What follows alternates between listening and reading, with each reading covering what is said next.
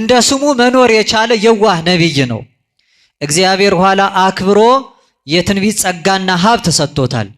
ትንቢት ማለት ያለፈ ያለ እንደገና ሊመጣ ያለውን ማወቅ፣ አንድ ቦታ ተገኝቶ በሁሉ ቦታ የሚደረገውን መረዳት፣ ይሄ ትንቢት ይባላል እንጂ እንደ ዛሬው ያለ መረጃ አጣርተው አካሄዱን ተመልክተው በሁኔታዎች ደግሞ ተመርተው የሚናገሩ ሰዎች ነቢያት አይባሉም።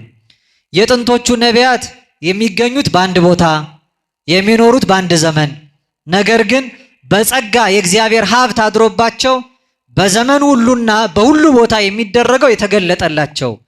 ትንቢተ አሞጽ ምዕራፍ 3 ቁጥር 6 ላይ እስመ አልቦ ዘይገብር እግዚአብሔር ዘኢ ነበበ ወዘኢ ከሰተ ለአግብርቲው ነቢያት፣ እግዚአብሔር አምላካችን ምስጢሩን ለባሪያዎቹ ለነቢያቱ ካልነገራቸው በቀር ምንም የሚያደርገው የለም ይላል። ምስጢሩን ይገልጥላቸዋል። ሊደረግ ያለውን እግዚአብሔር አስቀድሞ ያሳውቃቸዋል። በስመ አብ ወወልድ ወመንፈስ ቅዱስ አሃዱ አምላክ አሜን። ክቡራን አበው አዕይንተ እግዚአብሔር ካህናት፣ ሊቃውንተ ቤተ ክርስቲያን፣ መምህራን፣ መለኮታዊ ለሆነው ምስጢር ላይካን የምትሆኑ ወንድሞቼ ዲያቆናት፣ ልዑለ ባህሪ ቅዱሰ ባህሪ ንጹሕ እግዚአብሔር አምላክ እንዲሰማችሁ እግዚአብሔርን ለመስማት እጅ ለመንሳት ደጅ ለመጥናት በተቀደሰው ስፍራ የተገኛችሁ ምእመናን ምእመናት ሁላችሁም የእግዚአብሔር ቤተሰቦች እንደምን ከረማችሁ? እንደምን ሰነበታችሁ? አሜን። እንድናስበው የረዳን እንድናመሰግነው የፈቀደልን በደላችንን ኃጢአታችንን ክፉ ስራ መተላለፋችንን ሰፍሮ ቆጥሮ ያላጠፋን ይልቁንም ከማያልቀው ልግስናው ከማይጓደለው ቸርነቱ የንስሐ ዕድሜ ሰጥቶ በሕይወትና በጤና በእምነት ጥላ ስር የሰበሰበን የቅዱሳን አምላክ እግዚአብሔር ስሙ ለዘላለም ይክበር ይመስገን። እንደ እግዚአብሔር አምላካችን መልካምና በጎ ፈቃድ በተፈቀደልንና በተሰጠን ጊዜ ለሰማዩ መንገዳችን ስንቅ ለነፍሳችንም ቀለብ የሚሆነውን ቃሉን እንማማራለን። ለትምህርታችን መነሻ የቅዱስ መጽሐፍ ኃይለ ቃል ለ3 ቀን ሱባኤ የነነዌን ሕዝብ የታረቀ እግዚአብሔር አምላክ ይቅር እንዲለን ከነሱ ትምህርት እንድናገኝ በትንቢተ ዮናስ ምዕራፍ 1 ቁጥር 6 ላይ ምንት ያነውመከ ምን ያስተኛል የሚለውን መነሻ አድርገን እንማራለን። ትምህርቱ ሲጠናቀቅ ከአጸደ ቤተ ክርስቲያን ስንወጣ የተቀበልነው መልእክት የሰማነው ቃል ከኛ እንዳይወጣ በልባችን ሰሌዳ በሊናችን ጓዳ ተጽፎ ለስራ እንዲያተጋን ቃሉ በእኛ እንዲኖር እኛም በቃሉ ለመኖር እንድንችል ደጅ እየጠናን ድምፃችሁን ከፍ አድርጉና እስኪ ምን ያስተኛሃል በሉ እንጂ ምን አላችሁ? መልካም። ጸልዩ ወሰአሉ ለነሂ ከመ ያርሁ እግዚአብሔር አናቀጸ ቃል ወጸልዩ ሊተ ብዙሃ ከመ እክስቶ ዘክርስቶስ ምስጢረ በከመ ይደልወን እንግር። ሰማያዊ የሆነውን የጌታችንና የአምላካችን የመድኃኒታችን የኢየሱስ ክርስቶስን ቅዱስ የሆነ ቃል እንድንማማር በቸርነቱ ለሁላችንም የቃሉን ደጅ የልቦናችንን ጆሮ እንዲከፍትልን ጸልዩ። ይልቁንም ልናገር እንደሚገባኝ መጠን ብቻ እንድገልጠው እኔንም በጸሎታችሁ አግዙኝ። ለእኔ ለደካማው ባሪያ ተናጋሪ አንደበት፣ ለእናንት ለአገልጋዮቹም ሰሚ ጆሮ፣ አስተዋይ አእምሮ፣ ውሳጣዊ ልቡና፣ መንፈሳዊ ሰብዕና እግዚአብሔር በቸርነቱ ያድለን። እውቀትን ከምስጢር ጥበብንም ከማስተዋል እያስማማ ለፍጥረት ሁሉ እንደ በጎ ፈቃዱ ማስተዋል የሚሰጥ ጥበብን የሚገልጥ ልሳነ ዓለም ከሳቴ ምስጢር አምላካችን አንዱ እግዚአብሔር መንፈስ ቅዱስ የራቀውን አቅርቦልን የረቀቀውን አጉልቶልን የተሰወረውን ገልጦ የተከደነውን ከፍቶ እንድንረዳ ይርዳን።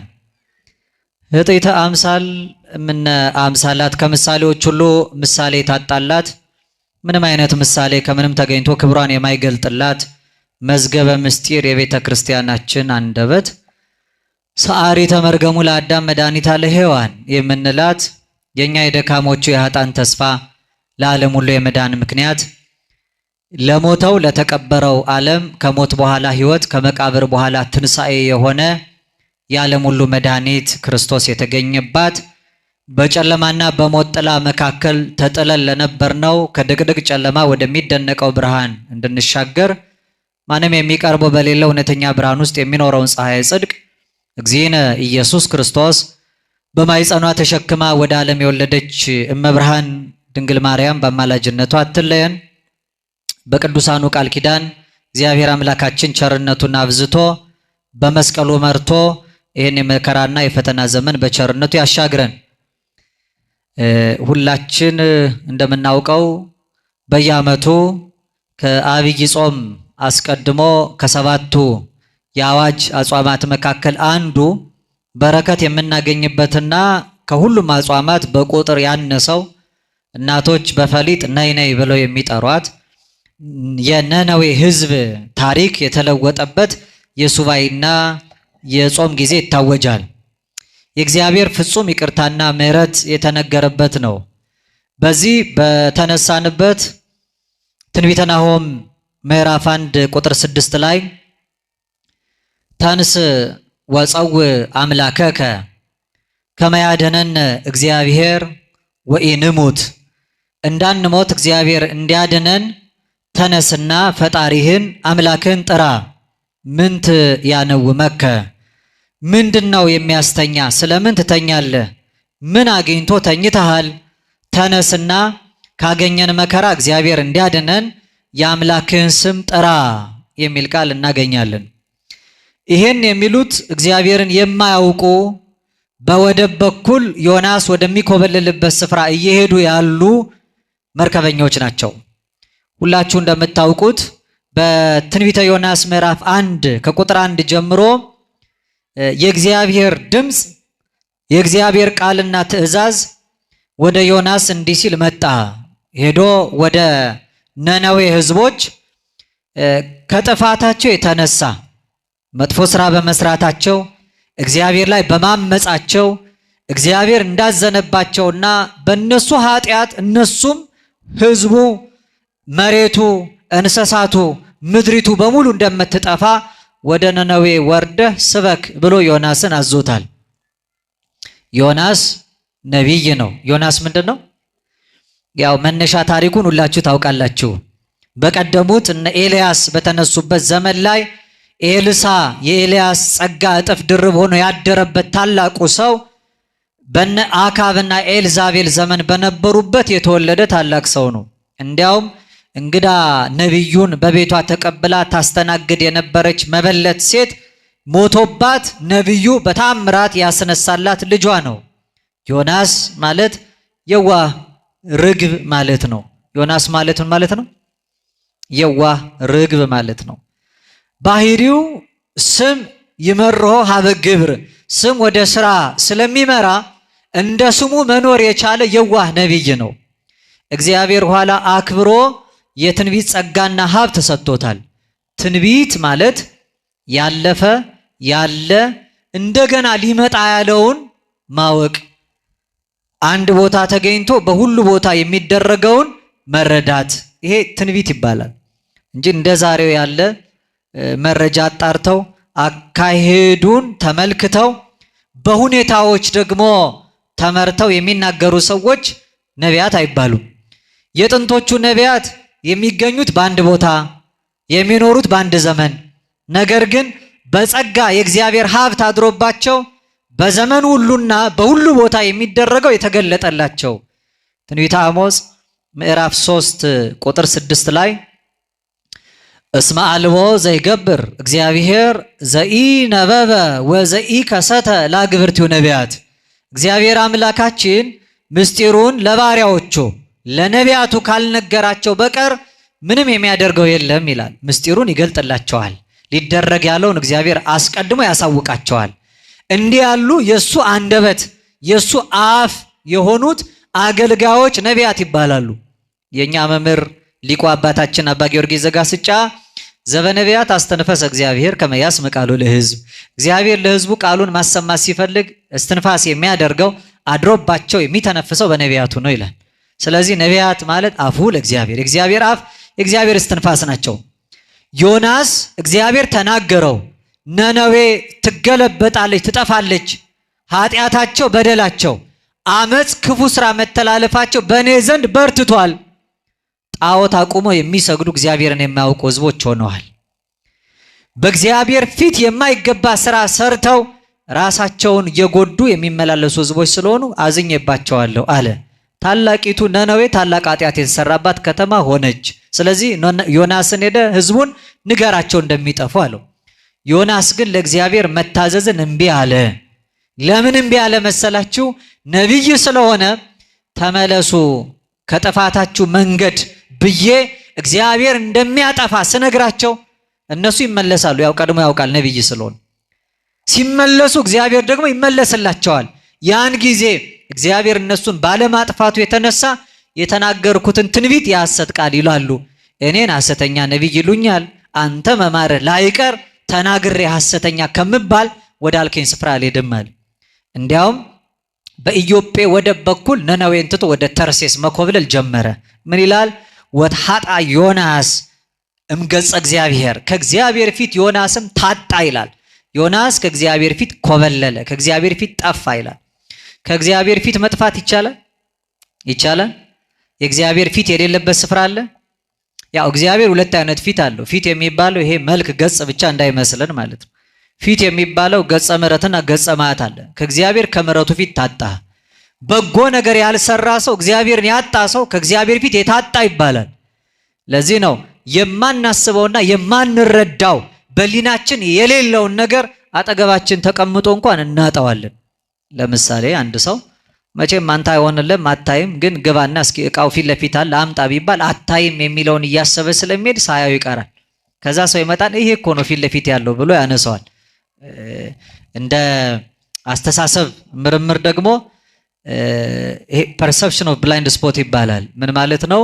አይምሯችን ላይ ስዕሉን ያጠፋዋል። አለማየቱ ትልቅ ስዕል ይሳላል። መጀመሪያ አለማየቱ ትልቅ ስዕል ይሳላል ማለት አታይም የሚለውን ቃል አይምሯችን ላይ አድርገን ንብረቱ እንኳ ቢኖር እሱን ማሰብ ስዕሉን አይምሯችን መሳል ያቆማል። የማናስበውና የማናስተውለው ነገር ከሊናችን ይርቃል። ለዚያ ነው የማያስባቸውና እግዚአብሔር የማያስተውላቸው ሰዎች ከእግዚአብሔር ፊት የራቁ ናቸው። እግዚአብሔር በሁሉ ቦታ አለ። በእግዚአብሔር ፊት እያሉ ግን እግዚአብሔር የሌሉ ብሎ ይተዋቸዋል። አያውቃቸውም። ገርማቸዋል። እግዚአብሔር ሁሉን የሚያውቅ ሁሉን አዋቂ ነው። ሁሉን የሚያይ በሁሉ ስፍራ ያለ ነው። ነገር ግን በሁሉ ስፍራ እያለ የማያቸው ሁሉ ቦታ እያለና ሁሉን እያወቀ የማያውቃቸው ሰዎች አሉ። ታስተውላላችሁ። በማቴዎስ ወንጌል ምዕራፍ 25 ላይ ከአስሩ ቆነጃጅት መካከል አምስቱ ልባም መቅረዙ ላይ ዘይት ኖሯቸው መብራታቸውን አብርተው የገቡ ናቸው። አምስቱ ግን ዘይት ያልነበራቸው ናቸው። መብራት ስለሌላቸው መብራታቸውን ሲጠፋባቸው ዘይት ፍለጋ ወደ መንደር ሄደው ሲመለሱ አዳራሽ ተዘግቷል። ሙሽራውን እንዲያስገባ ሲለምኑት እንዲህ አላቸው ይላል፣ አማን አማን እብለክን እያመረከን እውነት እውነት እላቸው እኔ አላውቃችሁም አላቸው። ሁሉን የሚያውቀው ሙሽራ ጠርቷቸው ድምተኛ ሆነው ነገር ግን አላውቃችሁም አላቸው።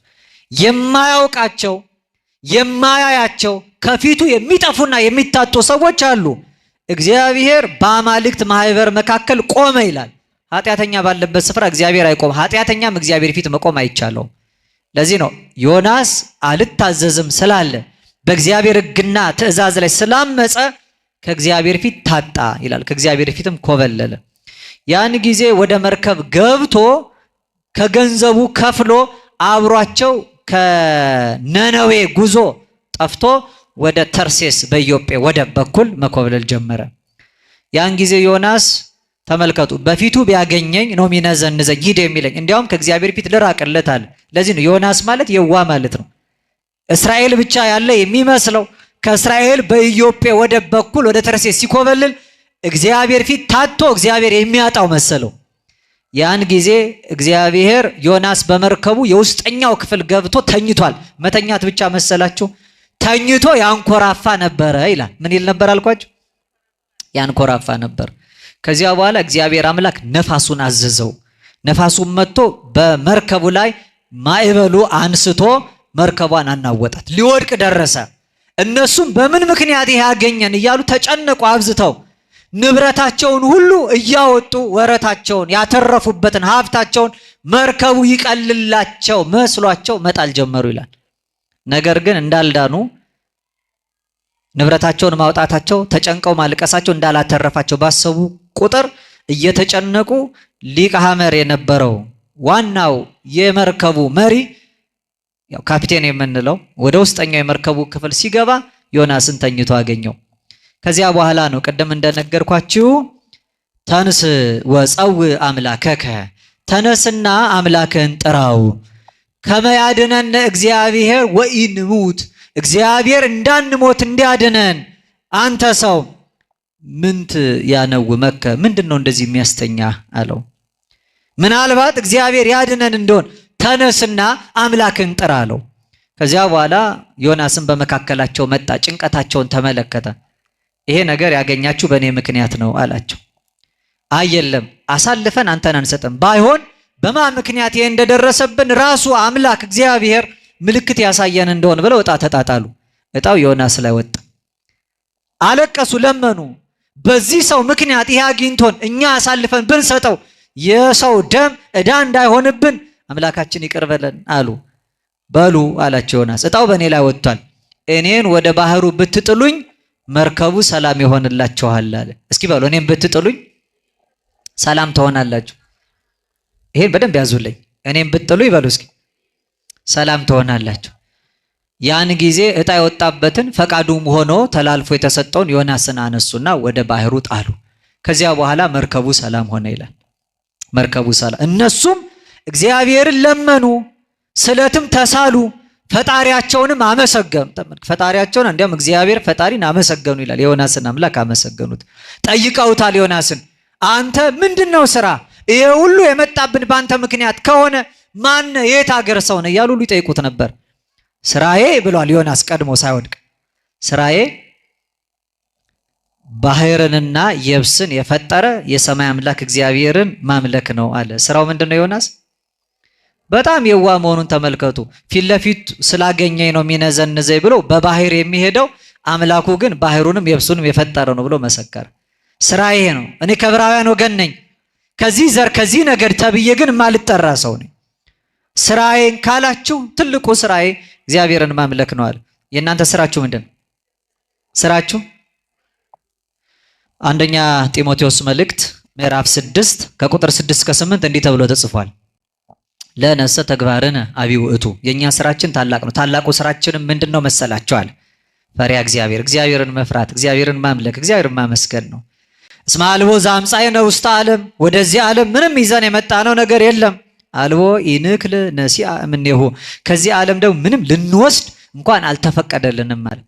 ትልቁ ስራችን ዋናው ተግባራችን እግዚአብሔርን ፈርቶ ለሕጉ ተገዝቶ መኖር ነው። ስራዬ እግዚአብሔርን ማምለክ ነው አለ። ነገር ግን እግዚአብሔርን አላመለከም። የሚያመልከው ሰው ለእግዚአብሔር ይታዘዛል። እግዚአብሔርን አመልካለሁ የሚል ሰው ለትእዛዙ ይገዛል። ለእግዚአብሔር ያልታዘዘ ለትእዛዙ ያልተገዛ ዮናስ ወደ ባህር ሲጣል እግዚአብሔር ያን ጊዜ የባህር አሳ ነባሪን አዘዘው ይላል። አሳ ነባሪውም መጣ፣ አፉንም ከፈተ፣ ዮናስንም ዋጠው ይላል። ውሃ እንዳያገኘው አድርጎ በሆዱ ውስጥ ዮናስን እግዚአብሔር አምላክ በአሳ ነባሪ ሆድ ውስጥ ደበቀው። ዮናስም በዚያ በጥልቁ ውስጥ ሆኖ 3 መዓልትና 3 ሌሊት ያለቅስ ጀመረ። ከዚያ ያም እባብ ከእግዚአብሔር ታዘዘና ወስዶ ነነዌ አድርሶ ዮናስን ተፍቶታል። ዮናስም በዚያ መካከል ስብከቱን ሰብኮ የእግዚአብሔርን ሕግ ፈጽሟል። ወደ መነሻችን እንመለስ። በመነሻ ኃይለ ቃል ታላቁ የመርከቡ አለቃ ዮናስን የተናገረው ንግግር ዛሬም ሊቀ ሐመር የተባለው አምላካችን ፈጣሪያችን ወደ ጥልቁ ወርደን አንቀላፍተን ለምንተኛ ለሁላችንም የተሰጠ መልእክት ነው። ምንት ያነውመክሙ፣ ምንድነው የሚያስተኛችሁ የሚል። ምክንያቱም አሁን እንደምትመለከቱት ወጀቡ ብዙ ነው፣ ማይበሉ ብዙ ነው፣ ነፋሱ ብዙ ነው፣ መከራው ብዙ ነው፣ እንግልቱ ብዙ ነው፣ ስቃዩ ብዙ ነው፣ ሞቱ ብዙ ነው።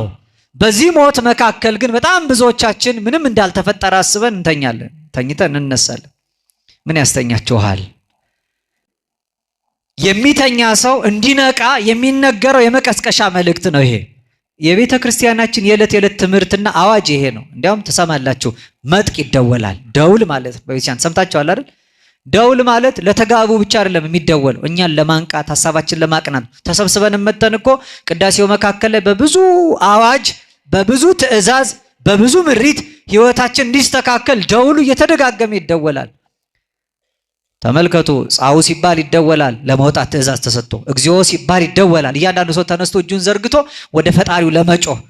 ከቤተልሔም ስጋውና ደሙ በትንሹ መጥቅ እየተደወለ የቅዳሴው ተጋቡ ይደወላል፣ ለፍታት ይደወላል። ቤተክርስቲያን አዋጅ ሲኖራት፣ ጥሪ ሲኖራት፣ ምዕመናን ሲሰበስብ ደውል ይደወላል። ይሄ ደውል ምንት ያነውመክሙ፣ ምን ያስተኛቸዋል፣ ተነሱ የሚል አዋጅ አለው። ያው የተኛ ሰው መቀስቀስ አለበት። መቼም የተኛ ሰው የሚቀሰቀሰው አውቆ የተኛ አይደለም። አውቆ የተኛን መቀስቀስ በድንጋይ ላይ ውሃ ማፍሰስ ይላሉ አባቶቻችን። በድንጋይ ላይ ውሃ ማፍሰስ ማለት ድንጋዩ የሚጠጣው የሚረባው ነገር የለም፣ ውሃውም ይባክናል፣ ለድንጋዩም ርባና የለውም። አውቆ የተኛን ሰው መቀስቀስ እንደዚህ ነው። አውቆ የተኛን መቀስቀስ ድንጋይ አለት ላይ ውሃ እንደማፍሰስ ነው። ስለዚህ ከንቱ ድካም ነው የሚሆነው። መጽሐፍ እንዲህ ይላል። ታላቁ ሲራክ በመጽሐፈ ሲራክ ምዕራፍ 22 ቁጥር 7 ላይ አንቅሆ ቀስቀሰው እምአብይ ነዋም ለዘይነውም፣ ከታላቅ እንቅልፉ ላይ የሚተኛውን ሰው አለ።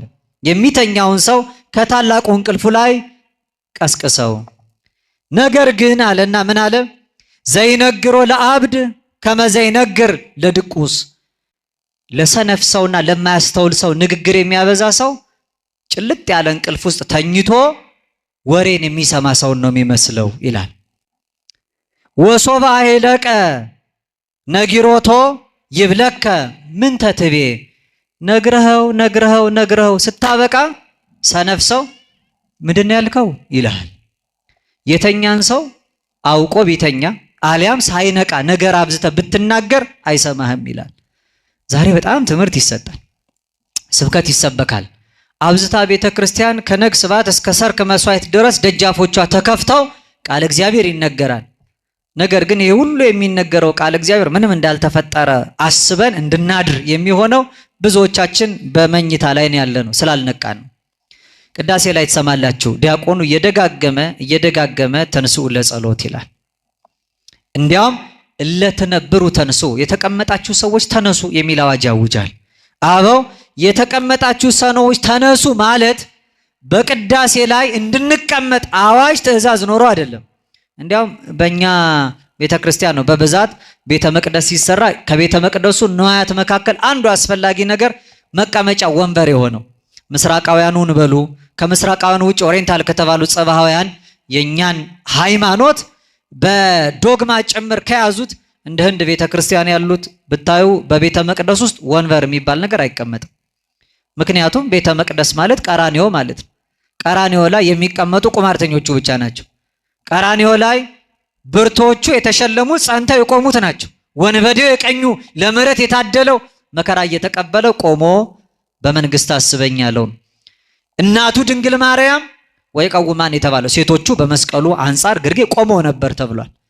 በአንጻረ መስቀል ቀዊሞ ይላል ዮሐንስ። በአንጻረ መስቀል በመስቀሉ አንጻር ቆሞ ነበር ይላል። መስቀሉ ስፍራ ላይ የበረከት ሰዎች በሙሉ ቆመዋል። የ3 ሰዓቱ ቅዳሴ የ3 ሰዓት የቀራኔው ቁመትን ነው የሚመስለው። ስለዚህ ምንም አይነት አዋጅ የለም። ምናልባት ወንበሩም የተዘጋጀው ብዙ ደካማ ሰዎች ስለሚኖሩ ዝለትና ድካም ቢያገኛቸው ከቅዳሴ እንዳይታጎሉ በማለት አረፍ ሊሉ ነው። እንዲያረፉት ይቀመጡ ይሆናል። አዋጁ ግን ተለይቶ አይደለም። ተነሱ የተቀመጣችሁ ሰዎች የተባለው እንድንቀመጥ ታዞ ሳይሆን የምንቀመጥበት ወንበር የምንተኛበት አልጋ ቤተ ክርስቲያን ውስጥ የለም። ነገር ግን አንዳንዶቻችን ቅዳሴው እየተቀደሰ ከአንክሮ ከተዘክሮ ተለይተን ስለምንኖር ነው። መዘንጋት ሐኬት ማለት ስንፍና ማለት ነው። መዘንጋት ማለት አለማስታወስ ማለት ነው። እንድናስተውልና እንድንበረታ የሚሰጠው አዋጅ ተንሥኡ ለጸሎት የሚለው ነው። ተነሱ ለጸሎት የሚለው እያንዳንዳችን የሚቀሰቅሰን። አንዳንዶቻችን ቆመናል፣ ስጋችን ቤተ መቅደስ ውስጥ አለ፣ ሐሳብና ፈቃዳችን ህሊናችን ግን ሙግት ይዞ በየመንደሩ በየሰፈሩ ከቤተ ክርስቲያን አጸድ በአፋ ነው። ቆመን ስጋውያን ሆነን ስጋዊ ነገር የምናስብ ሰዎች አለ። ወነነሰ ስጋውያን። ለዚህ ነው ቅዱስ ዲዮስቆሮስ እንደው በቅዳሴው ሐዳፊ ነፍስ ላይ እኛ ግን ስጋውያንን የስጋን ነገር እናስባለን፣ የስጋን ነገርም እንሰራለን፣ አንተ ግን የመንፈስን ነገር አስተምረን ይላል። መንፈሳዊ ነገር ተምረን በመንፈሳዊ ማዕድ ላይ በመንፈሳዊ ሰበና እንድንቆም እግዚአብሔር ይርዳን። ስለዚህ መንፈሳዊ ሆነ እንድንቆም ነው። ከአራተ ዝንጋኤ በተዘክሮ ከመዘንጋት አልጋ ላይ በማሰብ በማስተዋል እንድንቆም፣ ከአራተ ሐኬት በአንክሮ ከስንፍና አልጋችን ላይ በመደነቅ ቅዳሴውን አይተን እንድንቆም የተሰጠ አዋጅ ነው። ለዚህ ነው መንቃት ያስፈልጋል። ዓለማችን እንግዲህ ዘንድሮ የደከመውን ሰው ለማንቃት በጣም ብዙ መንገዶች ይጠቀማል። ደግሞ አይታችኋል። ሁሉም ሰው የአንቂ ንግግር ተናጋሪ ነው መሰለኝ አይደል? አሁን ዛሬ አይታችኋል። አይምሮ የላላና ምላሱ የሰላ ሰው በጣም ብዙ ቪዋል ተቀባይነትም አለው። በጣም የሚደመጥ የሚሰማው ሰው ሞቲቬት የሚያደርግ ስፒች የሚያቀርብ ሰው ነው። ከዚህ ቀጥሎ ሞቲቬሽናል ስፒከር ገሌ ተጋብዟል፣ እሱ አነቃቂ ንግግር ያደርግልናል ተብሎ ቤቻን መድረክ ላይ እንኳን ሳይቀር እድል እየተሰጠ ነው በዚህ ዘመን። ያው እንዲያነቃቃ ማለት ነው። ማንቃት በጎ ነው። የተኛውን አንቃው ይላል መጽሐፍ። ንቁ፣ በሃይማኖት ጎልምሱ፣ ጠንክሩ ተብሏል። እውነት ነው። የተኛ ትውልድ መንቃት አለበት። የምናነቃው ምኑን ነው የሚለውን ግን ማወቅ ያስፈልጋል። አውቆ የተኛውን አይደለም። እንደነገርኳችሁ አውቆ የተኛን መቀስቀስ በድንጋይ ላይ ውሃ እንደማፍሰስ ነው። ሳያስተውል የኖረውን ሶስት የንቃት ደረጃዎች አሉ። አንዳንድ ጊዜ ስሜት ይነቃል፣ አንዳንዴ አይምሮ ይነቃል፣ ሶስተኛው ግን ውስጣችን ያለው መንፈስ ይነቃል። ስሜታውያን ሲነቁ ውጪ ያለው ተጽዕኖ ስለሚያሸንፋቸው የሚያደርጉትን አያውቁ። ስለዚህ አምቢሽን ይባላል። በመደነቅ ዝም ብለው ተነስተው ብቻ ሞቲቬትድ በሆኑበት ወይም ባነቃቸው ንግግር ሰበብና መጠን የሚያደርጉትን እንኳን አያውቁ። ስለዚህ ውጫዊ ተጽዕኖ በቀላሉ ይገዛቸዋል። ስሜታውያን የሆኑ ሰዎች የሚያነቃቸው ንግግር ስሜታቸው ነው የሚያነቃው። ስሜት ለውጪ ተጽዕኖ ተጋላጭ። ስለዚህ ሸቀጥ ማራገፊያ ነው የሚሆኑት። የሐሳብ ማከማቻ ነው፣ ቆሻሻ መድፊያ ነው የሚሆኑት። ማንም ሰው የበላውና የጠጣው ሳይስማማው ያገሳ እንደሆነ ያንን ተቀብለው ቆሻሻውን ተሸክመው ትውልዱን ይበክላሉ። በጣም ዓለማዊው ንግግር፣ ምድራዊ የሆነው ዲስኩር ዓላማውና ተልእኮ ይሄ ነው። ስጋውያን የሆኑ ሰዎች ስጋዊ ነገር ነው የሚናገሩት። ስለሚያልፈው ነገር ነው የሚጨነቁት። ስለሚጠፋው ነገር ነው የሚጠበቡት። የምድሩን እንጂ የሰማዩ የማይታያቸው፣ የጊዜው እንጂ ዘላለሙ የማይታያቸው፣ ኃላፊው ነው እንጂ ዘላለማዊ ነገር ጉዳይ የማይሰጣቸው ሰዎች አሉ። ስለዚህ በጣም ብዙውን አነቃቂ ንግግር የሚናገር ሰው አይታችሁ ከሆነ በምድር ህይወት በስጋ ኑሮ ስለመበልጸግ፣ በጊዜው ሀብትን ስለማከማቸት፣ ንብረትን ስለመያዝ፣ ለሌላው ስለማሰብ አይነግሯቸውም። ራስን ገዝቶ ለፈጣሪ ተገዝቶ ሌላውን ስለማስገዛት ጭምር አይሰብኳቸውም። እንዲህ አይነቱ ንግግር ያነቃል። እንደው መቼም መንቃት የሚባል ሁለት አይነት ነው። ቃሉ ራሱ በአማርኛው ሲነገር እገሌ ነቃ ከተባለ ምን ማለት ነው? አንደኛ አዌክ መሆን ነው አይደለ? የተኛ ሰው ነቃ ይባላል። ሁለተኛስ ተረት ሰምታችኋል። ብርሌ ከነቃ አይሆንም ዕቃ ይባላል። መንቃት ምን ማለት ነው? ምን ማለት ነው? መሰንጠቅ ማለት ነው። አንዳንዴ ይሄ ነቃ ይባላል። በእግሩ ረጅም መንገድ የሚሄድ ሰው ካለ እግሩ መስመር ካያችሁት የእግር ንቃቃት ይባላል። መሰንጠቅ ማለት ነው። ስለዚህ የሚያነቁ ሰዎች አንዳንድ ጊዜ ህሊናና አስተሳሰባችንን በሙሉ የሚሸነቁሩ ሰዎች ይሆናሉ። አስተሳሰባችንን ፍላጎታችንን በሙሉ እነሱ በቀላሉ ቃል አሳምረው የሚማርኩ ይሆናሉ። የሚታየው ውጫዊው ነገር በጎ የሚመስል ስሜትን የሚረታ ፈቃድን የሚገዛ ይሆናል። ስለዚህ ነው አምቢሽን የሚባለው መደነቅ የሚባለው ጊዜያዊውን ነገር ብቻ ተመልክቶ ስሜትን በሙሉ አስገዝቶ ወደ መኖር ያደርሳል። አሁን በነቢዩ በዮናስ ንግግር ውስጥ ምንት ያነውመከ የሚያስተኛ ነገር ምንድነው ለሚለው ሁሉም ሰው አንቂ ወይም የሚያነቃ ንግግር ተናጋሪ ሆኗል። የሚያነቃው የትኛውን አካላችን ነው የሚለው ግን አይታወቅም። እንደው መማር እንኳን እኮ ያነቃል። መማር ያነቃል። መማር ብርቱ ሰው ያደርጋል። መማር ማለት እንደው መንፈሳዊውን ትምህርት ቃል እግዚአብሔር ይቅር ዓለማዊ ትምህርት እንኳን መማር ማለት ነው። አሁን ጊዜ ሰጥቶ መማር እንኳን የተናቀበት ዘመን ሆኗል። እንኳን መንፈሳዊነት ዓለማዊ ትምህርት መማር አካዳሚክስ የሚባለውን በዓለም ሰዎች ተመራምረው አሁን እኛ እዚህ ቆመን ለመናገራችን በዓለም ያሉ የተመራመሩ ሰዎች ባለድርሻዎች ናቸው፣ የሚመሰገኑ ናቸው። አሁን እኔ ብዙ አብዝቶ ከመጮ ለሁላችሁም ድምጽ ከማሰማት የታደጉ እንዳሰማ የረዱኝና ብዙ ከመጮ የታደጉኝ እነሱ ናቸው። ይሄን ሰርተዋል። ምናልባት በየቦታው በየቤታችሁ እዚህ መምጣት ያልተቻላችሁ ያልሞላላችሁ ሰዎች ካላችሁ እንድትሰሙ ያደረጉ እነሱ ናቸው። ይሄ ከእውቀት የሚገኝ ነው። የትኛው ሲነቃ የማናገናዝብበት የማናስተውልበት ኢንተሌክት የሚባል ከውስጥ ያለ የማገናዘቢያ ክፍላችን ሲደነዝዝ ማለት ነው። ያንን ለማንቃት ትምህርት አስፈላጊ ነው። ለዚህ ነው ቅድም ለሰነፍ ሰው ከተናገርከው በኋላ በተኛ ሰው ፊት እንደምታወራ ስትጨርስ ምንድነው ያልከኝ ይልሃል የተባለው። ስለዚህ እንዲህ ያለ ትሑታን ሰዎች ማንቃት ያስፈልጋል። ዓለማዊ ንቃት የሚባለው የአእምሮ ንቃተ ህሊና እንደሚባለው ማለት ነው። ይሄ ትንሽ ከስሜት ንቃት በላይ ከፍ ያለ ነው። መንፈሳዊ ንቃት ደግሞ ከዚህ ሁሉ ይለያል። ረቂቁን እግዚአብሔርን የምናናግርበት ለሕጉ ተገዝተን የምንኖርበት ነው። እንደው የዮናስ ታሪክ እጅግ አስተማሪ ከመሆኑ የተነሳ ንቃት የሚያሰጠው መንቃት የሚያሰጠውን ዋጋ ከእግዚአብሔር እንዴት እንደሚያገናኝ አጠር አድርገን እንይና እንጨርሳለን። ያው የነብዩ ዮናስ መጽሐፍ ሁላችሁ ታውቃላችሁ፣ 4 ምዕራፍ ነው ያለው። የመጀመሪያው ምዕራፍ የሚነግረን ስለ ዮናስ አለመታዘዝ ነው። የማን አለመታዘዝ? በጣም ይገርማቸዋል። የዮናስ አለመታዘዝ ምን ያስተምራል መሰላችሁ? እግዚአብሔር ለሰው ልጅ የሰጠውን ስልጣን ያስተምራል።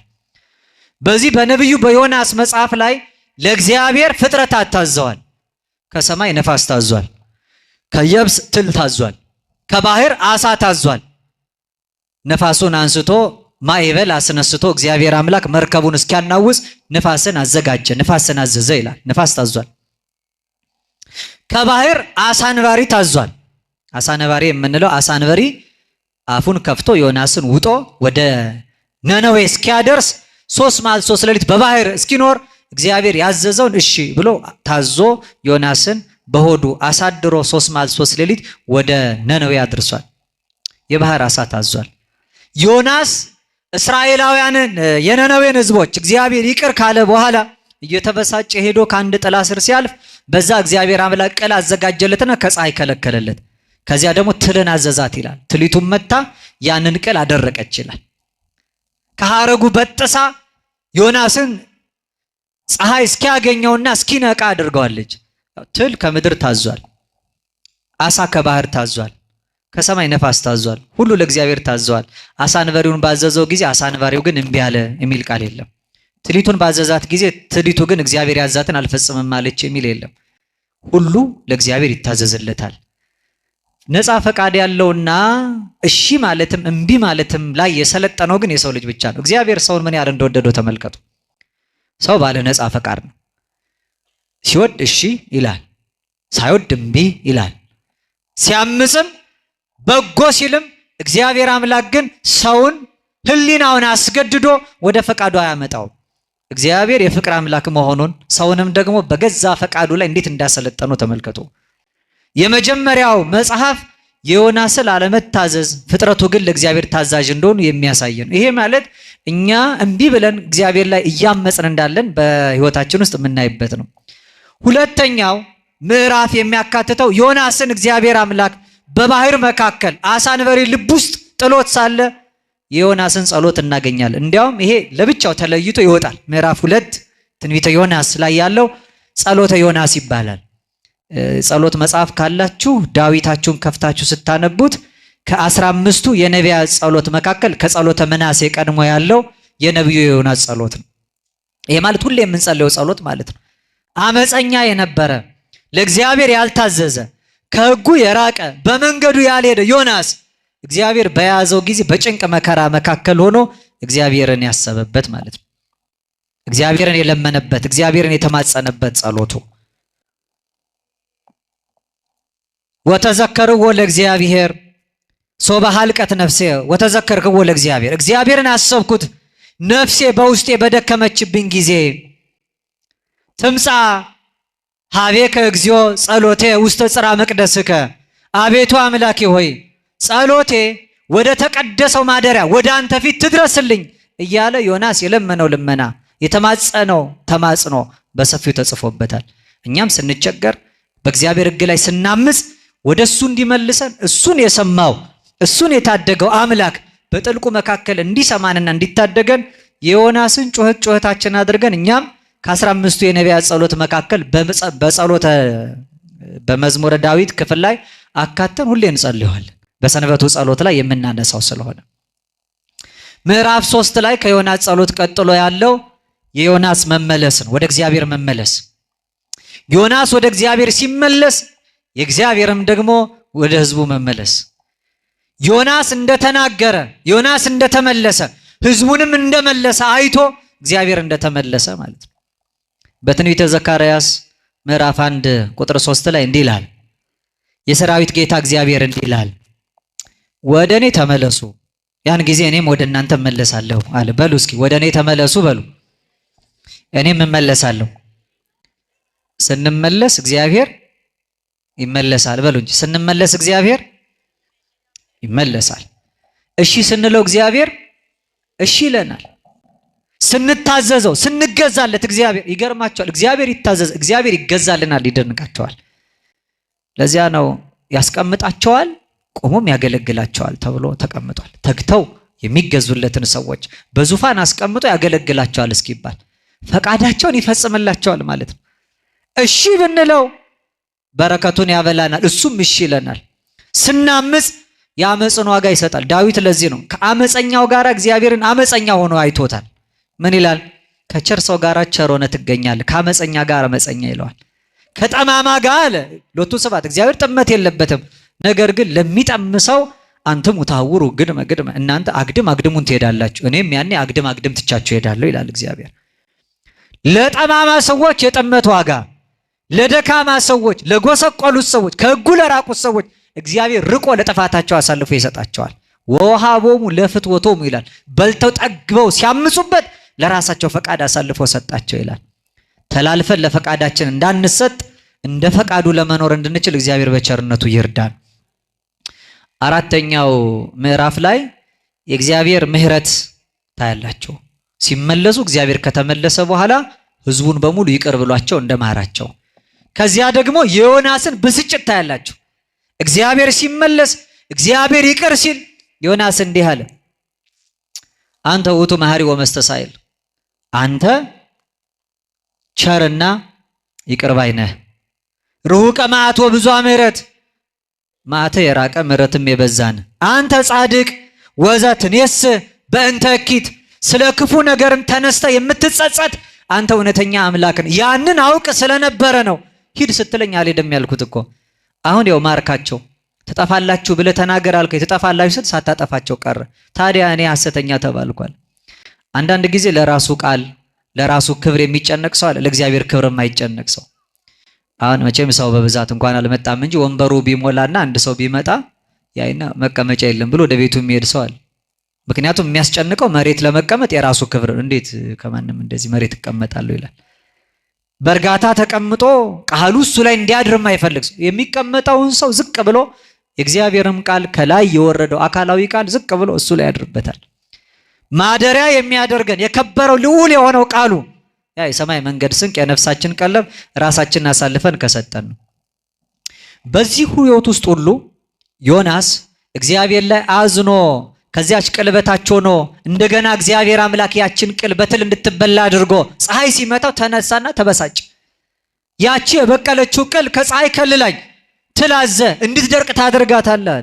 ዮናስ ምን አበሳጨ? ቅሊቱን ተክላት ነበር። አንተ ተጨንቀ ኮትኩታ አሳድጋታል፣ አልደከምክባትም። አንተ ላልተጨነክባት፣ ላልደከምክባት፣ ላልተከልካት ቅል እንዲካዘንክ እኔ አንደኛ በመልኬና ባሪያ የፈጠርኩት፣ ሁለተኛ ፈጣሪነቴ በፍጥረት እንዲገለጥ ላበጀሁት በነነዌ ለሚኖሩ እንስሳትና ሰዎች እንዴት አላዝንም? እነዚህ እኮ በእኔ ፊት ቀኝና ግራቸውን የማይለዩ ናቸው አለ። እለ ይፈለጡ የማኖም ጸጋሞሙ፣ ግራቸውን ከቀኛቸው ያለዩ ሰዎች ናቸው። ተመልከቱ፣ ቀኛቸውን ከግራቸው ያለዩ፣ መጥፎውን ከበጎ ያላገናዘቡ፣ በጥፋት እንዲሄዱ እኔ እንድቀጣቸው እንድቀስፋቸው እንዴት ታስባለህ? ስለዚህ ቅጠል መድረቅ ከተጨነቅ እኔ በመልክ የፈጠርኩትንና ከመፍጠር ያልናኩትን እንዳጠፋ እንዴት ታስባለህ? እግዚአብሔር ለነነዌ ሕዝቦች እንደራራላቸው በቸርነቱ ለሁላችንም ይራራልን። እስኪ ማጠቃለያ መጨረሻ አንድ ነጥብ ላንሳ። ዮናስ እግዚአብሔር አምላካችን ወደ ነነዌ ሲልከው እምቢ ብሎ አምልጦ ነው ሄደው። ኋላ ግን ለመመለሱ ምክንያት የሆነና ለነነዌ ሕዝብ መታደግም ንስሐ እንዲገቡ ሰባኪያቸው ይሄው ዮናስ ነው። የነነዌ ሕዝቦችን ታሪክ ስናስብና የዮናስን ሕይወት ስንመለከት እያንዳንዳችን ዮናስን የምንመስል ሰዎች ነን። እንደው እንደ ነነዌ ሕዝብ በሀገር የምናዝንበት የምንወድቅበት ማቅ ላይ ራሳችንን ጥለን ከምግብ ተለይተን የሞቀውን የደመቀውን በሙሉ ትተን እግዚአብሔርን ልናስብ የሚገባበት ዘመን ያው ጊዜው የነነዌ ሕዝቦች ታሪክ በእኛ የተደገመበት ዘመን ስለሆነ እንደው ነነዌ ሕዝቦች እግዚአብሔርን ያሳዝነውታል። ከነሱ ቢበልጥ እንጂ የማያንስ ነውርና በደል እያንዳንዳችን ሕይወት ላይ ስለሚገኝ ማለት ነው። እንደነሱ ቤተክርስቲያን አዋጅ አድርጋ በየዓመቱ የነነዌን ጾም እንድንጾም ታዛለች። ይህንን መቼም ትንሽም ስለሆነ ከሕፃናት ጀምሮ የማይጾመው ሰው የለም። እንደው በአንጻሩ ደግሞ ወደ ዓለም ለመሄድና ይህን ድምፅ እንደመስማታችን ደግሞ እኛ ራሳችን እስኪ ዮናስ ቦታ እናስቀምጥ። የእግዚአብሔር መሳሪያዎች ድምፁን ሰምተን ታዘን የምንሄድ ሰዎች ነን። ምክንያቱም ሲጀምር የሚለው የእግዚአብሔር ቃል ወደ ዮናስ መጣ ነው የሚለው። አሁን የእግዚአብሔር ቃል ወደኛ መጥቷል። ይሄን በየተለያየ ስፍራው ናችሁ የምትሰሙ፣ በዚህች አጸደ ቤተክርስቲያን ተቀምጣችሁ የምትሰሙ፣ ቃሉን የምትሰሙ ልባችሁን እልከኛ አታድርጉት ይላል መጽሐፍ። ስለዚህ ቃሉን የምንሰማ የእግዚአብሔርን መልእክት የምናደምጥ ሁላችን እንደ ዮናስ ታዘናል። እስኪ እንድንናገር ማለት ነው። አሁን የዮናስ ታሪክ 3 ስራ በመስራቱ ከጥፋት ህዝቡን ለመታደግ ችሯል። ስንት ስራ በመስራቱ? መጀመሪያ ራሱን አየ፣ ቀጥሎ በእግዚአብሔር ታየ፣ ሶስተኛ ለሌላው ህዝብ እግዚአብሔርን ማሳየት ቻለ። ራሱን አየ ማለት ሰው ራሱን የሚያየው ራሱን ሲገዛ ነው። ከመስበክ በፊት አስቀድሞ መሰበክ ያስፈልጋል። ከመናገር በፊት መስማት ያስፈልጋል።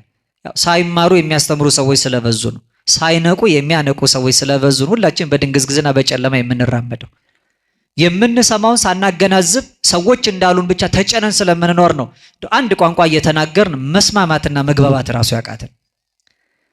ዮናስ ከመስበኩ በፊት መጀመሪያ ራሱ መሰበክ ነበረበት።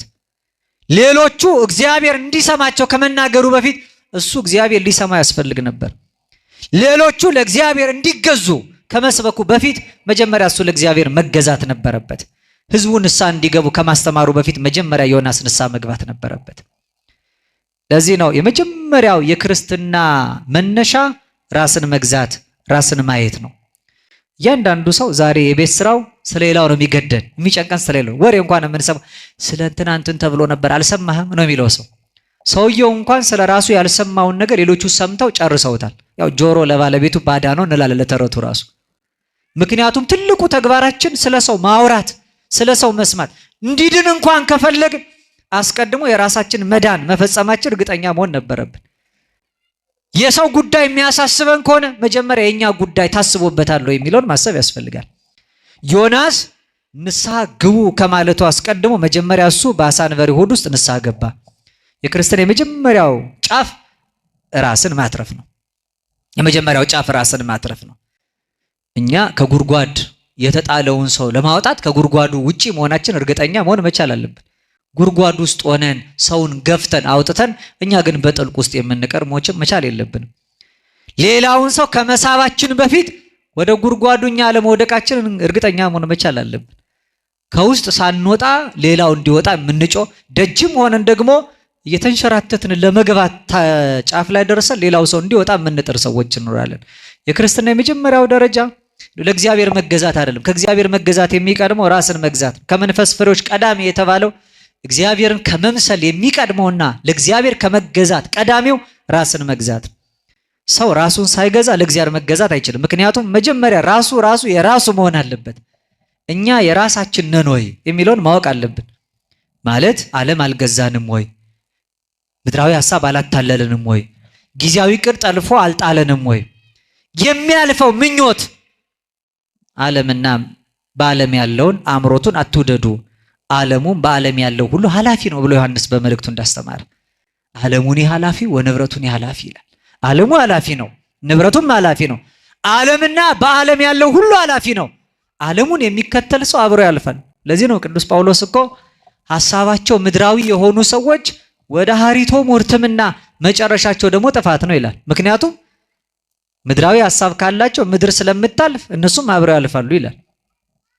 መጀመሪያ እኛ የኛ ነው የሚለውን ማወቅ ያስፈልጋል። ዮናስ ከመስበኩ አስቀድሞ መጀመሪያ ራሱ የተሰበከ ዮናስ ህዝቡን ንስሐ ግቡ ከማለቱ አስቀድሞ ራሱ ንስሐ የገባ ሆነ። ለዚህ ነው የነነዌ ሰዎችን ከጥፋት መታደግ ቃሉም ተሰሚነት ህዝቡ አይደለም የሰማው።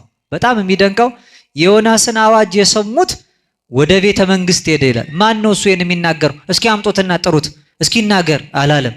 ንጉሱ ምን አለ? በዚያ ዘመን እኮ በአገራቸው በእስራኤል እና አካብ ህዝቡን ያሳድዳሉ፣ ነቢያቱን ይገላሉ። ዮናስ ንጉሱ ፊት ሳይቆም የተናገረው ንግግር፣ የሰበከው ስብከት፣ የሰጠው ማስጠንቀቂያ ቤተ መንግስት ድረስ ደረሰ። የዮናስን አዋጅ ንጉሱ ተቀብሎ በከተማው ላይ አወጀ። መኳንንቱ፣ መሳፍንቱ አይደለም የሰው ልጅ እንስሳቱ በሙሉ ህፃናቱ ጡት ከመጥባት እንዲከለከሉ፣ ላሙ፣ በጎቹ፣ አራዊት እንስሳቱ በበረት የምትጠብቋቸው በሙሉ ሳር ከመንጨት ውሃ ከመጎንጨት ይከልከሉ፣ 3 ቀን በሙሉ በዚህ ይወሰኗል። ይሄን ንጉስ ነው ያወጀው። ይሄማ በእምነት ያልኖረ ነብዩን ያላወቀ ገና ድምጹን የሰማ ሰው አያችሁ። መጀመሪያ ለመሰማት ራስን መስማት ያስፈልጋል። መጀመሪያ በሌላው ለመደመጥ መጀመሪያ ራስን ተረጋግቶ ማድመጥ ያስፈልጋል። ራሳቸውን የገዙ ሰዎች ሁሉ ይገዛላቸዋል። አዳም የመጀመሪያው ሰው። አሁን አራዊት የምንላቸው በሰው ላይ የሰለጠኑ ምንፈራቸው በሙሉ የሰለጠኑብን ቀድሞ ሲፈጠር እነሱ ላይ ሰልጥኖ ነበር። ከስሩ እየመጡ ሁሉ ይገዙለት ነበር። ከሰማይ በታች ከምድር በላይ ያለውን እንዲነዳ እንዲገዛ ነው የተፈጠረው። ነገር ግን መጀመሪያ ራሱን መግዛት ስላቃተው ሌላውም ያመጽበት ጀመር። የአዳምን ጥንተ ተፈጥሮ በቅድስና በንጽህና ሕይወት የመለሱ አባቶችን ተመልከቱ። በኢትዮጵያ ታሪክ ውስጥ ብዙዎቹን አባቶች ታውቃቸዋላችሁ። አናብርት የሚገዙላቸው ናቸው። ርዕሰ ባሕታውያን አቡነ ገብረ መንፈስ ቅዱስን አስቡ። አንበሳውን ነብሩን ይገዙታል። አንበሳና ነብር የረገጡትን የእግራቸውን ትቢያ እየላሱ ጻድቁን ተከትለው ይውላሉ ያድራሉ። እና አባ ሳሙኤል እና አባ አንበስን እና አባ ብንያምንን ተመልከቱ። እና አባ መድኃኒነ እግዚእን ተመልከቱ። እነዚህ ደጋጎቹ አባቶች አንበሳ ይጋልቡ የነበሩ ናቸው። መጻሕፍቶቻቸውን አንበሳ ላይ ጭነው የሚሄዱ ናቸው። እኛ አንበሳ ብንመለከት እንዴት ነው ልባችን የሚሸበረው? ምን ደነግጠው? ሲያገሳ ድምፁ ያስፈራል። ስለዚህ አንበሳው አገሳ፣ ዝም የሚል ማን ነው? የማይፈራስ ማን ነው ይላል መጽሐፍ። ስለዚህ አንበሳው ያገሳ ያስፈራ የነበረውን ራሳቸውን ስለገዙ አራዊት ይገዙላቸዋል። ራሳቸውን ስለተቆጣጠሩ ሁሉን ነገር ቆጥረው ለክተው ሰፍረው ከእጃቸው በታች ይገዙታል። ሰው ራሱን መግዛት ሲያቅተው ሁሉ ይሰለጥንበታል። አይደለም ሁሉ ሊሰለጥንበት ራሱ ጠላት ይሆናል። አሁን አይታችኋል። ሰሞኑን እንደ አንድ አዲስ ወረርሽኝ ሆኖ ደግሞ በጣም በየቦታው በየጥቃቅኑ በየሰፈሩ ራሳቸውን የሚያጠፉ ወጣቶች፣ ጊዜውን መሸከም ያቃታቸው፣ ሐሳብ ጭንቀት በሙሉ በቀላሉ የሚረታቸውና ይሄንን ኑሯቸውን ህይወታቸውን እግዚአብሔር የሰጠውን የተቀደሰ ነፍስ እንደ ከንቱ ማየት የጀመሩ ወጣቶች ይበዛሉ። ለምን? ራስን መግዛት ስላልተቻለ። ራሱን ያልተቆጣጠረ ራሱን ያልገዛ ሰው ለሌላ አይተር። ዮናስ ከመስበኩ አስቀድሞ ራሱን አየ። በጥልቁ ውስጥ ሆኖ ነፍሴ በዛለችብኝ ጊዜ እግዚአብሔር አምላኬን ተመለከትኩታል። ጩኸቴና ልመናዬ ወደ ተቀደሰው ማደሪያው ይድረስልኛል። አዘነ፣ ተጸጸተ፣ ወደ እግዚአብሔር ተመለሰ። ተናገር የተባለውን ሳልናገር በመሄድ ይህ ሁሉ እንግልትና መከራ ደረሰ። ከጥልቁ ሆኜ እግዚአብሔርን እለምናለሁ፣ ቢያወጣኝ በክብር ቢያቆመኝ ስለቴን አስገባለሁ እያለ ሁሉ እግዚአብሔርን ለመነ። ዮናስ መጀመሪያ ራሱን ገዛ። ከዚያ ቀጥሎ ራሱን የገዛ ሰው ለእግዚአብሔር ይገዛል። ራስን ከገዙ በኋላ ነው ለእግዚአብሔር መገዛት የሚቻል። አሁን እናንተ ዕቃ ቢኖራችሁ የያዛችሁ የተሸከማችሁትን ዕቃ ስልካችሁን እስኪ ስጡ ልውሰደው ብል መጀመሪያ እናንተ መሆን አለበት እሺ እምቢም ለማለት። ወይ ይቅርታ የሰው ስልክ ነው መስጠት አልችልም ትላላችሁ። ለዚህ ለእግዚአብሔር ተገዙ ከማለት የሚቀድመው መጀመሪያ ራስን መግዛት ነው። ራስን መግዛት ማለት ስጋን በነፍስ ላይ ማሰልጠን ማለት ነው። ይሄ የጾሙ ጊዜ እንደው ሌሎቹ ሰዎች እንዲሆኑ ኢትዮጵያ ሰላም እንድትሆን ክፉዎች ደግሞ እንዲመለሱ የምንጮህበት ጊዜ ነው። ነገር ግን ከዚህ ሁሉ የሚቀድመው መጀመሪያ እኛ እንድንመለስ ወደ ራሳችን፣ እኛ እንድንመለስ እንድንገዛው ስጋችንን፣ እኛ እንድንመለስ ፈቃዳችንን በሙሉ እንድንቆጣጠረው፣ የሚሰለጥንብን ስሜት የሚሰለጥንብን ፈቃድ እንዳይኖር መክረን ገስጸን ተው የምንለው ስሜታችንን በሙሉ የምንቀጣና የምንቆጣጠረው መሆናችን እርግጠኛ መሆን። ስለዚህ ነው አሁን ይሄ ጾም ያስፈለገበት ዋናው ምክንያት ጾም ራስን ለመግዛት ፈቃድን ለመቆጣጠር በእግዚአብሔር ከመታየት ሌላውን ለእግዚአብሔር ከማሳየት የሚቀርመው ራስን ለማየት መነጽር ይሆናል ጾም። ጾም በነፍሳችን ላይ የተጫኑ ቁስል እንዲፈውስ ነው። ጾም ትፈውስ ቁስለ ነፍስ፣ የነፍስን ቁስል የምትፈውስ ናት። መድኃኒትነቷ መጀመሪያ ለራስ ናት። ጸሎትም የራስን፣ ምጽዋትም የራስን፣ ስግደትም የራስን፣ መልካም ምግባርና በጎ ትሩፋት ሁሉ መጀመሪያ የራስን ፈቃድ ለመግዛት ለመቆጣጠር የተሰጡ ናቸው። ራሳችንን ከገዛን በኋላ ቀጥሎ ደግሞ ይሄ የገዛ ነው የኛ ያልነውን ራሳችንን ደግሞ በዋጋ እንደተገዛ አውቀን በሸማ ጥቅልና በወርቅ እንክብል ከገበያ ዕቃ እንደሚገዛው ፈጣሪያችን በወርቀ ደሙ እንደገዛን በጸጋ ልጅነትም እኛን እንዳከበረን በዋጋ ተገዝታችኋልና የራሳችሁ አይደላችሁም ይላል መጽሐፍ። ከገዛነው በኋላ ራሳችንን ከገዛን በኋላ ደግሞ እኛ እንኳን የዓለም የራሳችንም እንዳልሆን ማወቅ። አሁን ከምናከብራቸው ነቢያት መካከል አንዱ ደገኛው የእግዚአብሔርን ሐሳብ የእግዚአብሔርን ፈቃድ ሲያገለግል የኖረውን ዳዊትን ተመልከቱ። በሐዋርያት ሥራ ምዕራፍ 13 ቁጥር 36 ላይ እንዲህ ይላል፣ ዳዊት ይላል በገዛ ዘመኑ የእግዚአብሔርን ሐሳብ አገልግሎ አንቀላፋ ይላል። በገዛ ዘመኑ ማለት በተሰጠው ዘመን፣ በገዛ እድሜው በተሰጠው እግዚአብሔር አንተ ትኖርበት ብሎ በለካለት ዘመን መዋዕሉ፣ ነገር ግን የራሱን ፈቃድ አላገለገለም፣ የእግዚአብሔርን ሐሳብ ነው ያገለገለው ይላል። አሁን ከዓለም ፈቃድ ከስጋ ምኞት ከምድራዊ ዕቅድ ራሳችንን ከለየነው በኋላ መልሰን ለእግዚአብሔር ፈቃድ ራሳችንን ማስገዛት። ከዛ ለእግዚአብሔር ከተገዛን እሱ እግዚአብሔር መሳሪያ ያደርገናል። እሱ ነው የሚቆጣጠሩ። አሁን ቀደም አለ ነቢያት ማለት እግዚአብሔር አድሮባቸው የሚተነፍስ ሲፈልጉ በውድ እምቢ ሲሉ በግድ መሳሪያዎቹ የሚሆኑ የሚመራ የሚያሰማራቸው ብቻ ሳይሆን የሚነዳቸውም ጭምር። ለዚህ ነው ቅዱስ ጴጥሮስ ትንቢት በሰው ፈቃድ አይደለም የመጣው፣ ዳሩ ግን አለ ቅዱሳን ሰዎች ከእግዚአብሔር ተልከው በመንፈስ ቅዱስ ተነድተው ተናግረውታል እንጂ ትንቢት የሚባለው ስጋዊ ደማዊ ፈቃድ አይደለም ማለት በሰው ፈቃድ የመጣ አይደለም። የእግዚአብሔር አገልጋይ ሲኮን እንደፈለግን አንናገርም። የእግዚአብሔር አገልጋይ ስንሆን የእግዚአብሔር ፈቃድ በየት በኩል ይገለጣል የሚለውን መጀመሪያ እናያለን። ፈቃዱን በጸሎት በጾም እንጠይቃለን። የምንሰራውን የምናደርገውን የምናከናውነውን በሙሉ እንደ ስጋ ለባሹ በምድር እንደሚኖረው ሐሳብ ፈቃድ ብቻ እንደሚነዳው ሰው አንሆንም። እንደው ከአይምሮ በላይ ከፍ እንልና ለእግዚአብሔር ፈቃድ ራሳችንን እናስገዛለን። ይሄ ነገር የእግዚአብሔር ፈቃድ ነው ወይስ አይደለም እንላለን። እኛማ የሚታየን ብዙ ነገር ነው። እኛ የምንሰጠውና የምንሰነዝረው ሐሳብ እጅግ ሰፊ ነው። እንደኛ ሐሳብ እንደኛ ፈቃድ ሳይሆን የእግዚአብሔር ፈቃድ ይሁን ብሎ መኖር። ቅዱስ ጳውሎስ አብሯቸው ቢኖር በአይሁድ ያሉ ክርስቲያኖች ደስ ይላቸው ነበር። ነገር ግን እሱም ቢያል አጋቦስ የሚባል አንድ ሰው ትንቢት ተገልጦለት በራእይ ተመልክቶ ይሄዳል፣ ተላልፎ ይሰጣል፣ ይታሰራል። ቅዱስ ጳውሎስ በሕይወት እንደማይመለስ አወቀ። አይ አባታችን መምህራችን ቅር አንተ ከኛ ጋር አሉት። እሱም ብዙ ለመኑት፣ እምቢ አለ። ምክንያቱም እኔ ብቀር የእናንተ ፈቃድ ነው፣ የእኔም ሐሳብ ከእናንተ ጋር መኖር ሊሆን ይችላል። ነገር ግን አለ በስጋ ከእናንተ ጋር መኖሬ ለእኔም ለእናንተም መልካም ነው። እኔ ግን ልሄድ ከክርስቶስ ጋር ልኖር እናፍቃለሁ። ከሰው ሐሳብ የሚበልጠው የእግዚአብሔር ሐሳብ ነው አላቸው። በለመኑት ጊዜ አብዝተው ሲያስጨንቁት እምቢ አለ። እምቢ ማለቱን ባወቁ ሰዓት እንዲህ አሉ፣ የጌታ ፈቃድ ይሁን ብለን ዝም አለን አሉ። የማን ፈቃድ ይሁን ብለን? ስጋዊ ከሆነ ሐሳብ ስንለይ ሁል ጊዜ የእግዚአብሔርን ፈቃድ እንላለን።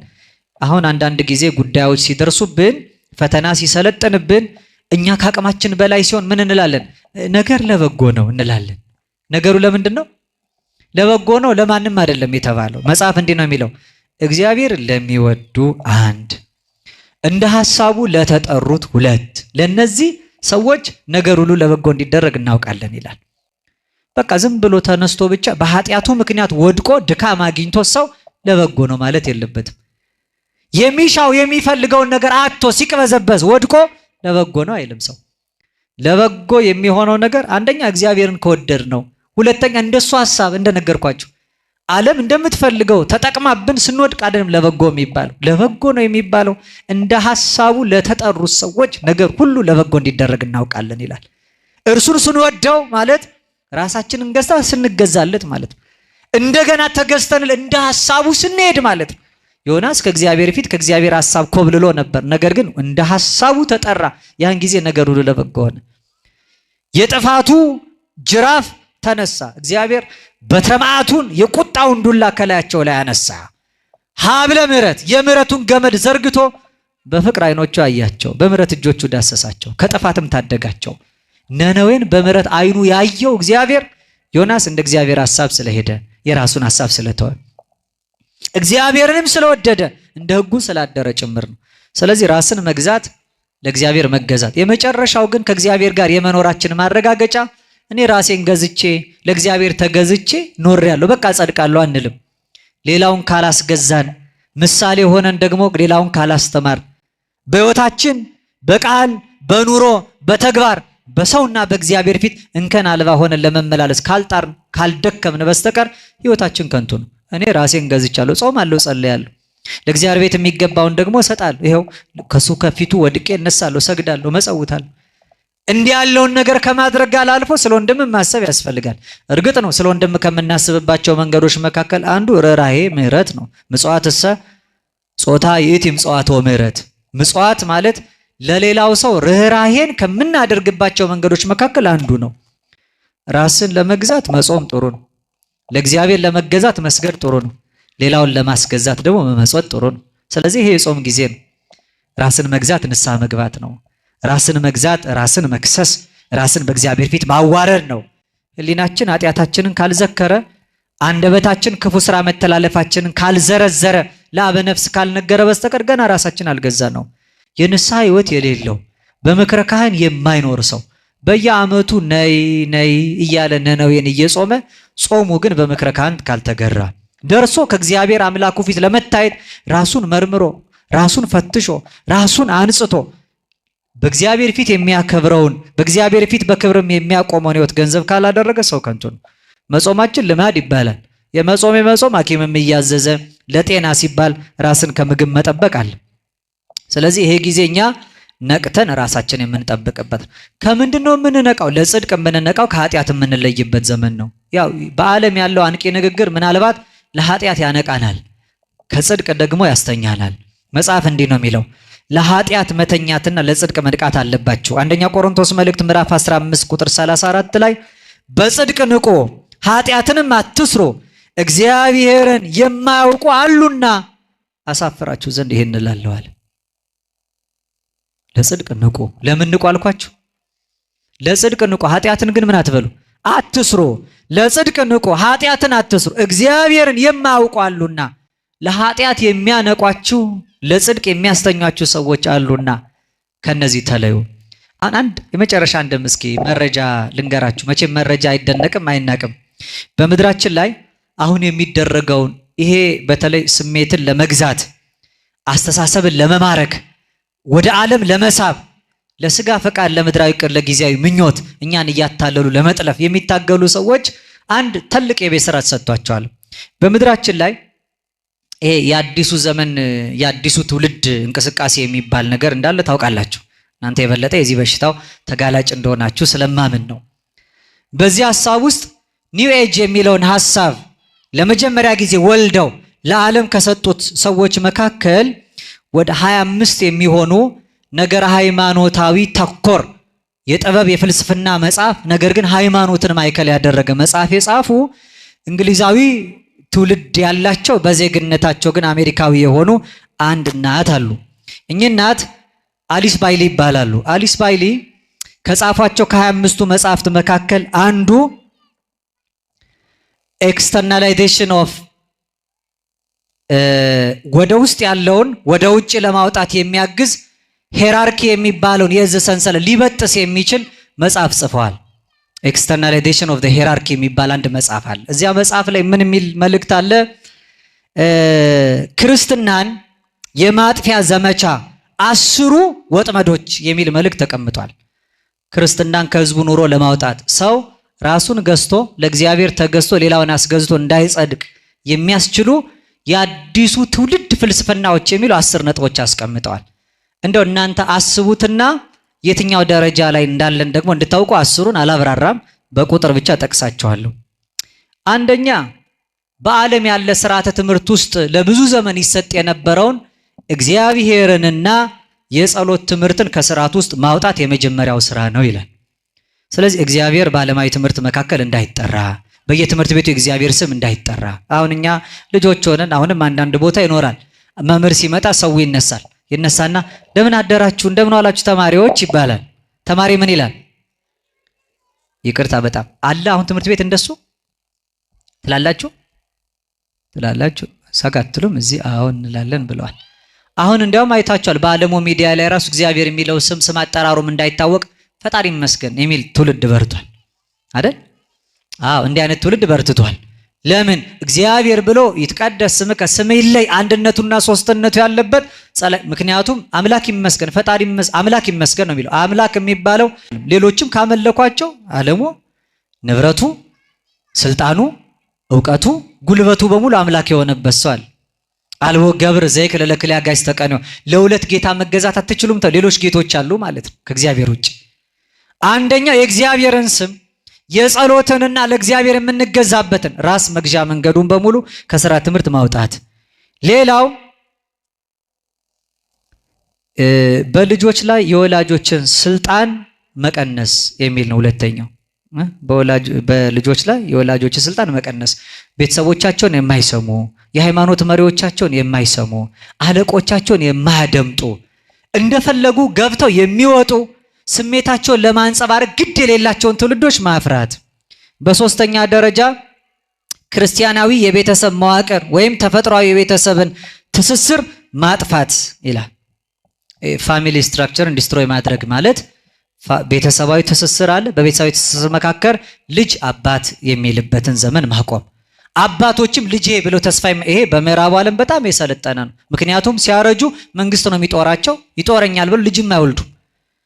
ልጆችም ለቤተሰቦቻቸው አይገዙም። የሚቆጧቸውና የሚያዟቸው ቢሆኑ ቤተሰቦቻቸውን እስከ መክሰስ ይደርሳሉ። አራተኛ ልቅ ወሲብን ማስፋፋትና ውርጃን ህጋዊ ማድረግ ይላል። ይሄ እንደምታውቁት ነው፣ ማብራራት አይፈልግም። ስድስተኛ ግብረ ሰዶማዊነትን አማራጭ የኑሮ ዘይቤ ደግሞ ማድረግ ይላል። አሁን ታውቃላችሁ በተለያየ ቤተ እምነት ያሉት እንኳን ሳይቀር ይሄን ተቃውሞ የሚያነሱ ሰዎችን ጭምር ከቤተ እምነት እስከ ማገድ የደረሱበት ዘመን። ሰባተኛ ጥበብን ማንጋደድ፣ ከዚያ በኋላ ለነውር ስራ የከበረውን ጥበብ ማዋል ብለዋል እኚህ እናት። አሁን ታውቃላችሁ በየቦታው ያለው በጥበብ የሚታወቀው ግጥም ነውር መናገሪያ ሆኗል። ስነ ጽሁፎቻችን በሙሉ ቃል ባሳመሩ መጠን ሀፍረትን የሚገልጡ ክብራቸው በነውራቸው የሆኑ ሰዎች የሰለጠኑበት የረከሰን ነገር መናገር ሰውን የሚያስከብር የሆነበት ዘመን፣ ራስን መግዛት ሀፊረ ገጽ ኋላ ቀር መስሎ የታየበት ዘመን። ስምንተኛ ሚዲያን በመጠቀም ባዕድ ሐሳብን ማስፋፋት። ይሄ ታውቃላችሁ ምዕራቡ ዓለም ላይ ትላንትና የተነገረ ነገር ዛሬ በዙ መካከል ሰርጾ አለባበሱ፣ አካሄዱ፣ አኗኗሩ በሙሉ። ዘጠነኛ ከላይ የሰፈሩትን በህዝቡ ዘንድ ጥልቅ ተቀባይነት ያላቸውን አስተሳሰቦች የሚያንሳፍፍ እንቅስቃሴ መፍጠር። ሲማር ከነበረ መማር አይጠቅምህም ማለት በልጅነት ባለሀብት የምትሆንበት አማራጭ መንገድ አለ ማለት። ክብር የሚባለው ነውር እንደሆነ መናገር። ባህል ካለው እሴት ካለው ሃይማኖቱን የሚወድ የህዝቡን የማህበረሰብ እሴት የሚያፈቅረውን ሰው እንደኋላ ቀር ከትውልዱ ጋር የማይሄድ ከቴክኖሎጂ ጋር የማይራመድ እንደሆነ መናገር ይላል። ከዛ በአስረኛ ደረጃ ከላይ የሰፈሩትን ነጥቦች መንግስታት ተቀብለው ወደ ህግ እንዲቀይሯቸውና ቤተክርስቲያንም ደግሞ ይሄንን እንድትደግፍ ማድረግ ይላል።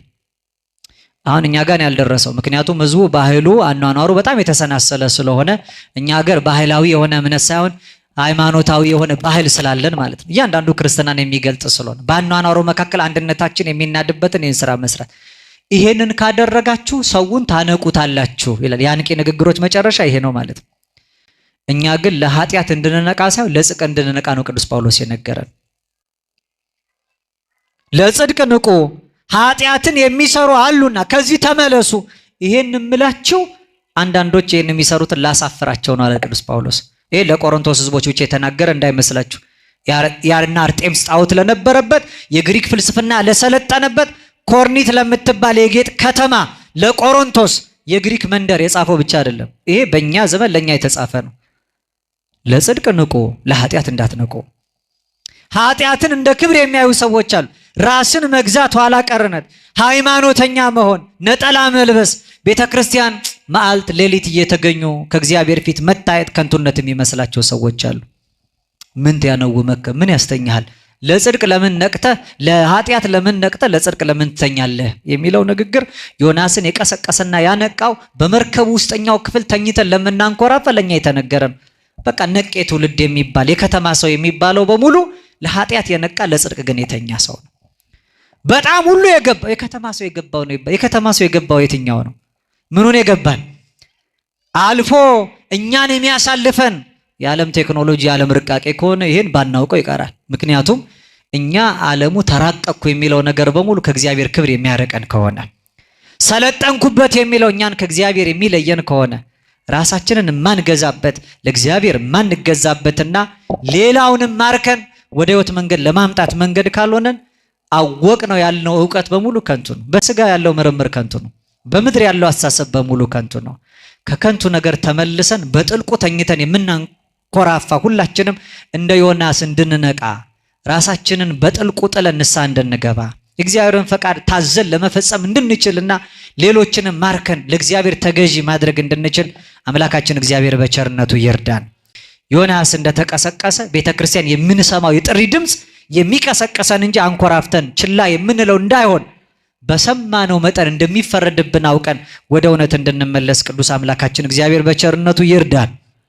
የቅዱሳኑ ሁሉ ቃል ኪዳን የእያንዳንዳችን የራስ ጥላ የእግር ከለላ ከፊትና ከኋላ ሆኖ ፈተናና መከራ የሰለጠነበትን ለኃጢአት ነቅተን ለጽድቅ የተኛንበትን ይህን ዘመን እግዚአብሔር በቸርነቱ ያሻግረን። ለአባቶቻችን ያለን ክብር፣ ለኦርቶዶክሳዊቷ ተዋህዶ ሃይማኖታችን ያለን ፍቅር፣ በእምነት ያለን ጽናት፣ በተጋድሎም ያለን ትጋት ሳይቀንስ ሰማያዊ ኃይሉን በታቦት በመስቀሉ መንፈሳዊንም በረከት በእምነት በጠበሉ ተቀብለን ክብሩን እንድንወርስ የሁላችንን ፍጻሜ ያሳምርልን።